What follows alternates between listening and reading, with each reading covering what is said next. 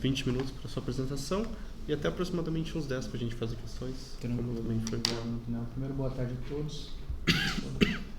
Obrigado pela oportunidade, também parabéns pela organização. Geralmente eu apresento trabalhos mais voltados para estudos em relação a Heidegger e a fenomenologia, mas hoje eu vou fazer uma apresentação que é mais uma abertura para alguns estudos que eu estou começando esse ano, que é envolvendo filosofia e literatura.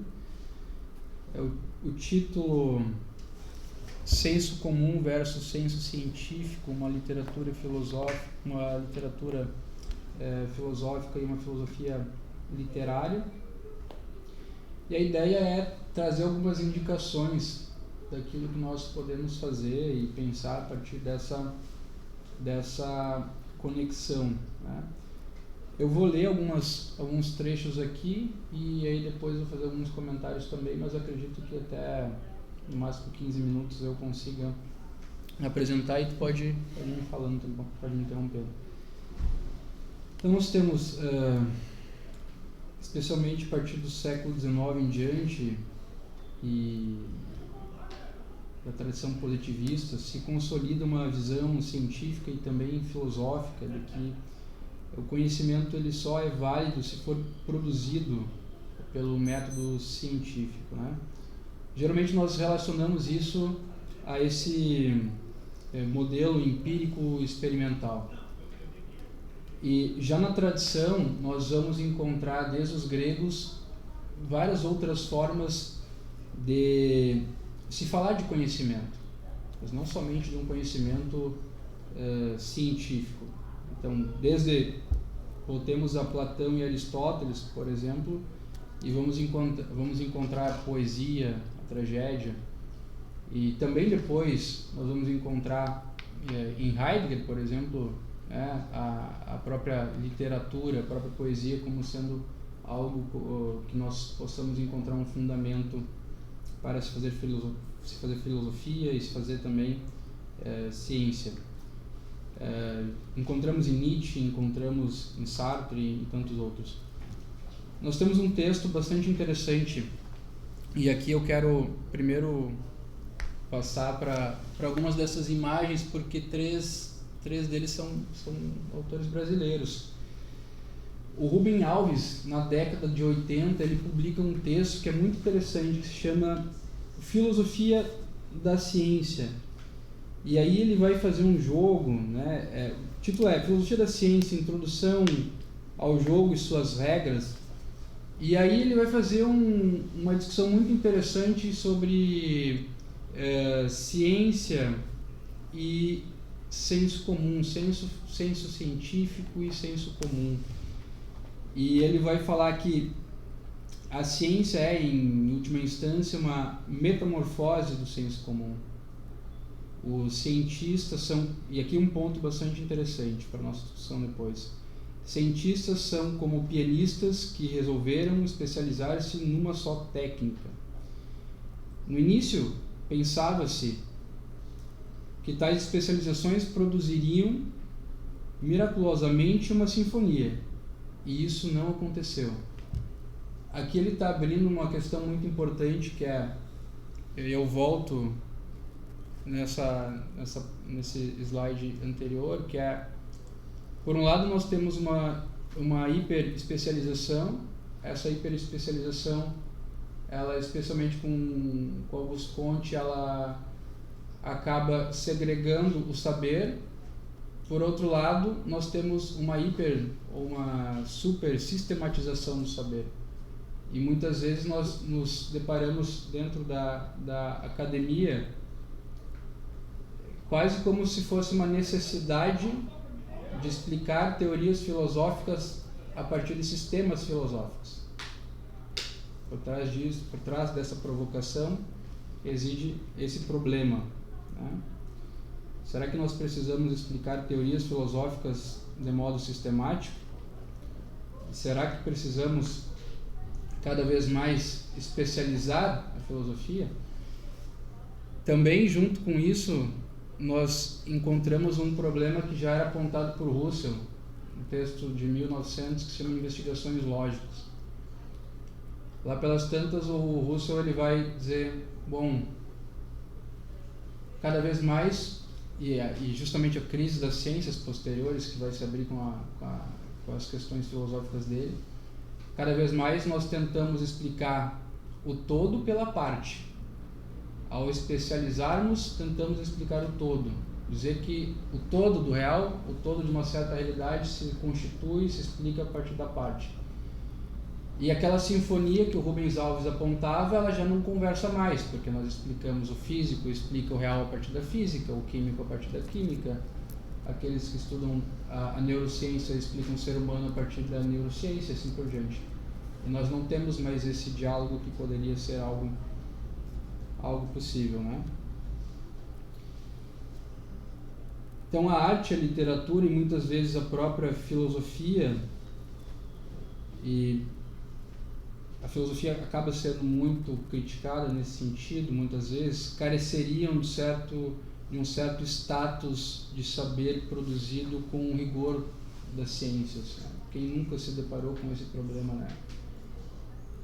Contemporaneamente, se a gente faz uma filosofia que ela não é capaz de provar, é uma verdade.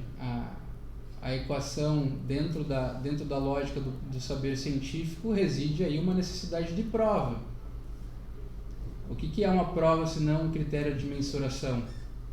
Quando Heidegger fez um seminário fez os seminários lá junto com o Medard Boss, lá pelas tantas ele dizia, olha, a filosofia também guina por uma necessidade de prova. E quando ela guina por uma necessidade de prova, ele está justamente dizendo, olha, nós precisamos recair no critério da agrimensura, que era o que o Russell dizia. Lembra do critério da agrimensura? A necessidade de apresentar teorias calculativas, teorias estatísticas, senão nós não temos provas, né? Então, também a filosofia acaba recaindo com muitas vezes um certo saber de segunda ordem, né? Um saber menos qualificado que as ciências. Me interrompa se eu estiver extrapolando o tempo, tá? Tranquilo. E ainda mais incisivamente, outras formas de conhecer acabam sendo inadmitidas como tipologias de saber pela ausência de rótulo científico. Depois eu faço uma menção ao texto do Thomas Kuhn, e o Thomas Kuhn é um físico e filósofo muito interessante para mostrar como as ciências, de certo modo, ela age por paradigmas, mas é muito interessante que, por mais que um paradigma científico possa sempre ser substituído, uma vez que ele esteja vigente, é como se ele pudesse ter o poder e a força de dizer que aquilo que não faz parte do paradigma não é cientificamente válido.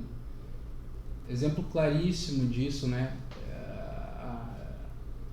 A psicanálise, desde o princípio, mas até hoje, por uma certa inadequação ao paradigma científico, sempre foi tida como não científica.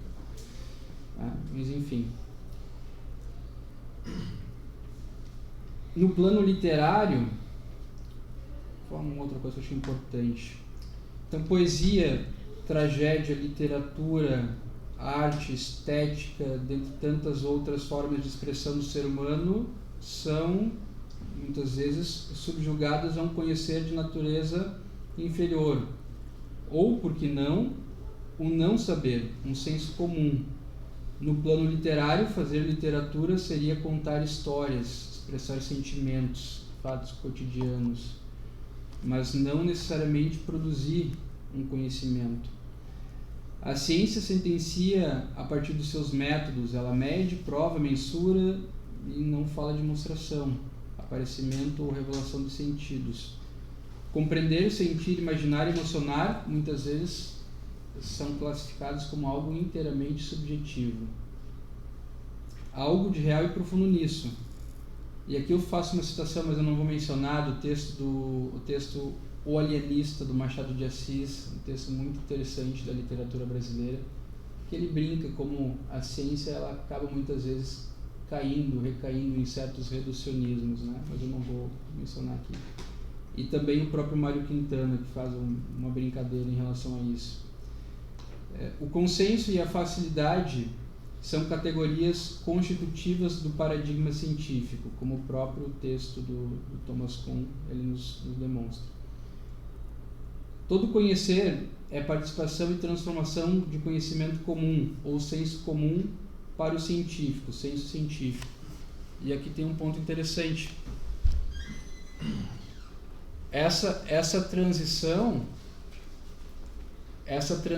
faz com que muitas vezes a gente confunda o mapa com o mundo, ou o conceito com o real, né?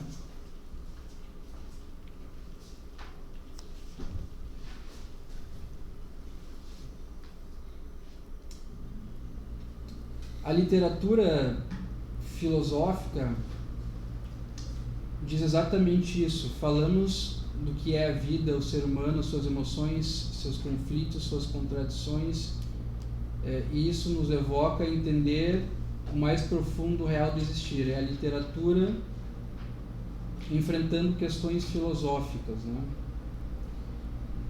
Tem uma passagem do Heidegger que é bastante interessante, uma única menção sobre Heidegger aqui, que é no texto O que é isto, a filosofia? Ele vai dizer que nós não só herdamos da tradição grega o modo de fazer filosofia, pensar o repensado e o que, mas também nós herdamos o como, o modo de fazer filosofia. Nós fazemos como nós somos habituados a fazer filosofia na academia, da graduação à pós-graduação, a partir geralmente de uma história da filosofia e a partir dos autores que nos apresentam. Isso como um conteúdo, mas também um modo. É a literatura enfrentando questões filosóficas. Sua mecânica e logística, mais das vezes, não traz na sua bagagem os métodos científicos ou o rigor dos filósofos, das filósofas. Mas certamente há algo de essencial, algo de especial em seu peculiar modo de sentir o viver e manifestá-lo em linguagem. A isso chamo filosofia literária, quando a filosofia assume a literatura como modos de pensar. Então aqui, com essa provocação, com esses clássicos da nossa literatura e filosofia literária, a possibilidade de assumir a literatura como fonte, fundamento para o pensar,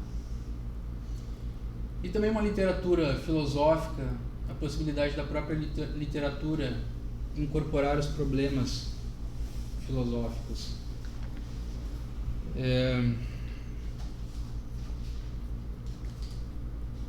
De certo modo, o diálogo entre filosofia e literatura nos possibilita talvez expandir para outras fontes, para modos não sistemáticos, para encontrar problemas humanos não só naqueles roteiros clássicos e na ordem cronológica, canônica da filosofia que nos é apresentada.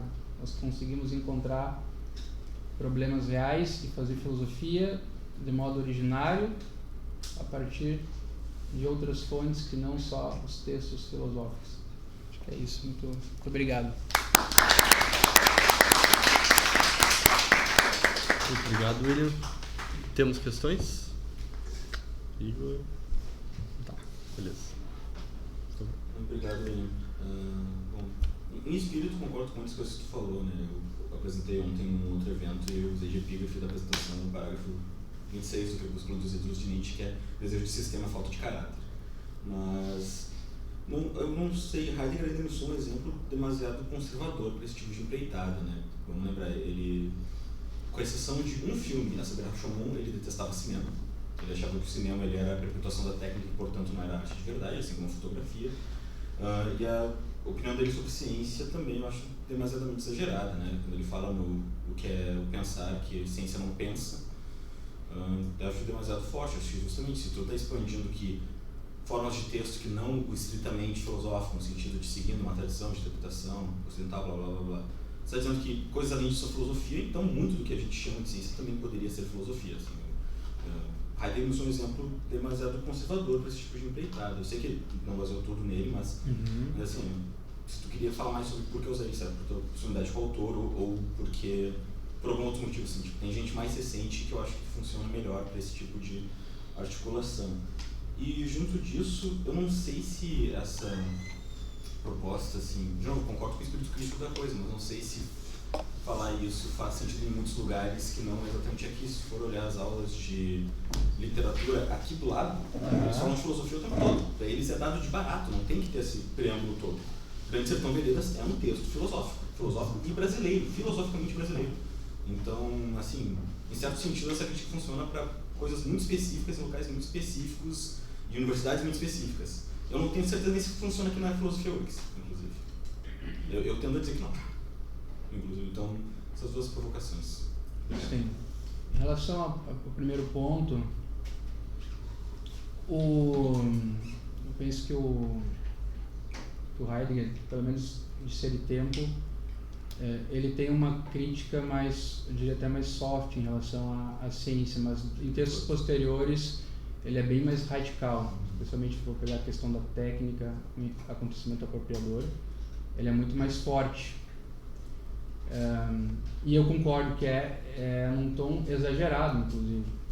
Mas o ponto que eu acho que daria para salvar em relação à crítica de Heidegger, em relação à ciência, é o sentido da ciência, né?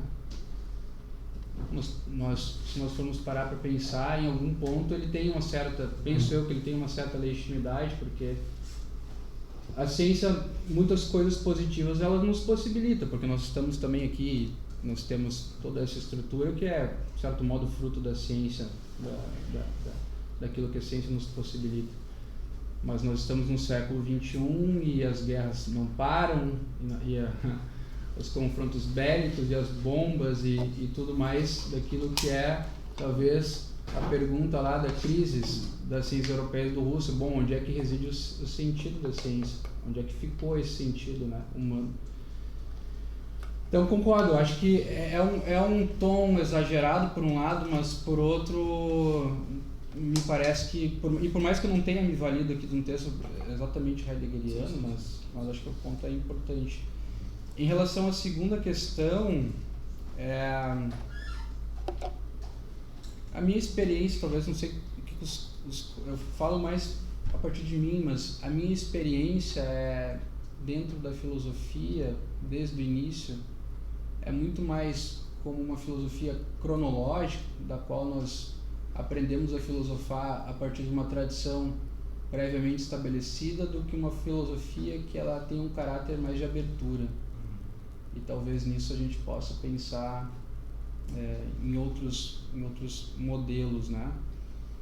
Se a gente for ver a teoria crítica, não é uma tradição que eu tenho um diálogo um pouco menor, mas o Max Horkheimer, quando começa essa tradição da teoria crítica, eles tinham um materialismo interdisciplinar justamente como uma ideia, bom, vamos talvez alargar um pouquinho o modo de se proceder cientificamente, filosoficamente, e a introdução da literatura é um pouco disso, né? Talvez a gente não que eu esteja falando que não existe esse diálogo na URGS, muito pelo contrário, mas talvez pensando assim, talvez façamos uma tese de doutorado, uma dissertação de mestrado a partir de Machado de Assis, por exemplo. Se a gente for, e é uma provocação interessante, porque se a gente for fazer uma busca e vocês podem buscar no Google, vocês vão encontrar centenas de vezes mais textos que nós façamos de Heidegger e Husserl do que, por exemplo, uma filosofia a partir da literatura. Mas é uma questão, uma mera provocação. Mas eu achei interessante suas colocações. Gostei. Obrigado. Continuam conversando. Obrigado. Eu queria fazer mais um comentário do que propriamente uma pergunta. Tu estava falando sobre a relação entre filosofia e literatura e como parece que às vezes há um descompasso no modo como a gente vê a relação da literatura com questões mais cognitivas ou mais relacionadas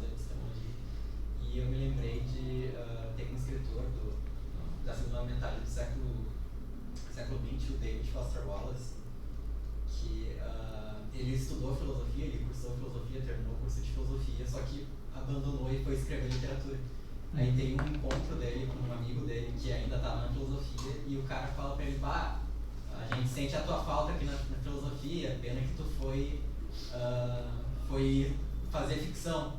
E a resposta do Wallace, eu vou falar como ele disse, ele fala, olha, pra mim a literatura boa é sobre o que é ser a porra de um ser humano. Eu tô nas trincheiras dessa investigação. Exato. O que eu tô fazendo aqui é algo que quem me lê vai sair cognitivamente melhor do... Tá. Pode sim. No final ele se perdeu, né? O que ele fez depois? É uma questão mais complexa do que isso. Não, pô. O ser humano mais complexo é o que se mata. Talvez seja. Não, eu vou ser sincero. Não, mas absurdo, né? Não, eu acho que não cabe esse tipo de...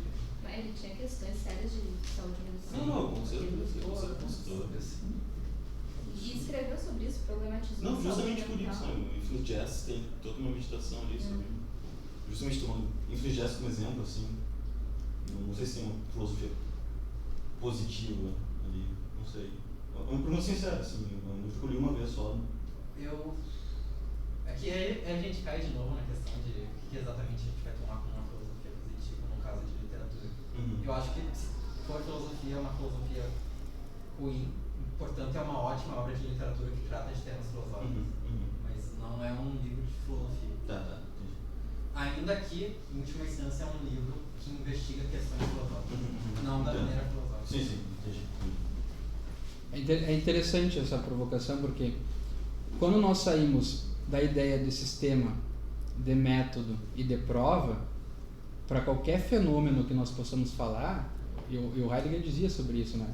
A gente sai da ideia de sistema, método e prova, nós enquanto estudantes de filosofia, recaímos numa certa dificuldade bem grande. Porque daí nos acusam de tantas coisas, né? A própria ciência vai nos acusar de coisas, enfim, de anticientificismo e assim por diante. E eu lembrava na nossa conversa anterior, né? Esse texto esse encontro do Heidegger com os psiquiatras e os psicólogos lá e o Medard-Boss, intermediado pelo Medard-Boss, lá pelas tantas ele dizia, olha, as grandes questões humanas, liberdade, felicidade já no sentido até aristotélico mesmo, angústia, dor, sofrimento, todas elas escapam ao sistema mecânico da ciência e não são mensuráveis. Mas boa parte das tradições contemporâneas guinam por uma visão mais logicista, digamos assim, né? Uma explicação que possa ser causal desses fenômenos, uma explicação que possa ser mais estatística, né? Então a literatura constitui uma abertura para isso, não imune a críticas, mas constitui uma abertura para a gente ter esse diálogo, digamos assim, vamos mergulhar um pouco em Dostoiévski e assim por diante. O próprio Nietzsche falava sobre isso, né? Sempre foi para pensar. Mas é interessante. Obrigado, eu agradeço. Eu fiquei um pouco cético quanto a essa distinção entre filosofia literária e literatura filosófica, porque parece que assim, uma obra literária ela pode gerar conhecimento de alguma forma, se tu fizer uma leitura filosófica dela. Mas sempre parece meio deslocado tu avaliar uma obra de literatura e dizer que o valor dela reside em ela incorporar algum problema filosófico. Porque parece que quando tu faz isso, tu acaba, sei lá, esvaziando o conteúdo estético que devia estar ali, e aí parece que o autor ele só fez uma filosofia de uma forma meio desajeitada, digamos assim. Como se o cara tivesse, sei lá, usado um martelo para pintar uma parede. Ele devia ter escrito um tratado filosófico, não um livro de literatura. Então, tipo assim, sei lá, pensando por exemplo, que eu li recentemente o Murphy do Beckett. Ele claramente estava lá muito perplexo com o dualismo cartesiano. Só que você vai avaliar o livro com o livro é bem interessante.